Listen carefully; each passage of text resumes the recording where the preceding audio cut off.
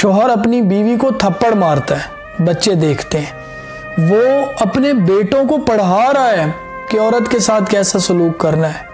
बीवी शौहर को गाली देती है, बच्चे देखते हैं। वो अपनी बेटियों को पढ़ा रही है कि एक मर्द की क्या औकात है। खुदा ने अगर आप पे रहम किया है, आपको औलाद से नवाजा है, तो खुदा के लिए आप भी अपने बच्चों पे रहम कीजिए।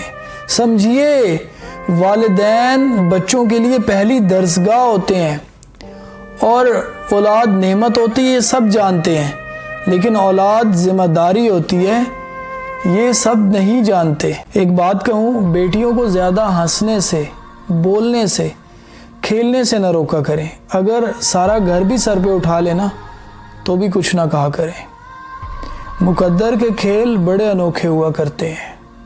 जब तकदीर का थप्पड़ पड़ता है ना, तो ये लड़कियाँ, ये बेटियाँ, ये शहज़ादियाँ मुस्कुराना तो दूर, बोलना तक भूल जाती हैं। वक्त सबसे बड़ा जालिम है जो इनके वजूद से खुशियों को निचोड़ कर ले जाता है और कभी वापस नहीं लौटाता। ये जो लोग ब्रेकअप के बाद खुदकुशी करने का सोच लेते हैं या इम्तिहान में नाकामी के बाद खुदकुशी करने का सोच लेते हैं, आप लोगों को मरने से डर लगता है? नहीं? अच्छा, घर में पड़ी उस लाश से डर लगता है जिसके आगे बैठ के तुम्हारी माँ बच्चों की तरह चीख चीख कर रोएगी? घर से निकलते उस जनाजे से डर लगता है जो तुम्हारी बहन को दरवाजे की चौखट पे रोता हुआ छोड़कर बाहर जाएगा? अच्छा, कब्रिस्तान में बनी उस कब्र से डर लगता है जिसके करीब तुम्हारा बीमार बाप मट्टी पे लेट के रोएगा? उस रात तुम्हारी माँ भूखी होगी लेकिन रोती रहेगी। मरने से डर नहीं लगता ना? तो क्या अपने से जुड़े इन रिश्तों को तकलीफ देने से भी डर नहीं लगता?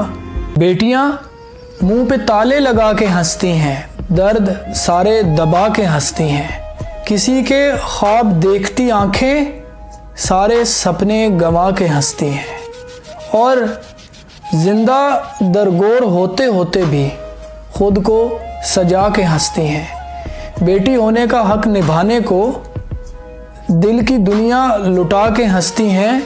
जिंदगी भर निभाने की कोशिश में जख्म पे जख्म खा के हंसती हैं और ठेसे दिल में दबा के दुखों की खुश हूँ मैं बता के हंसती हैं।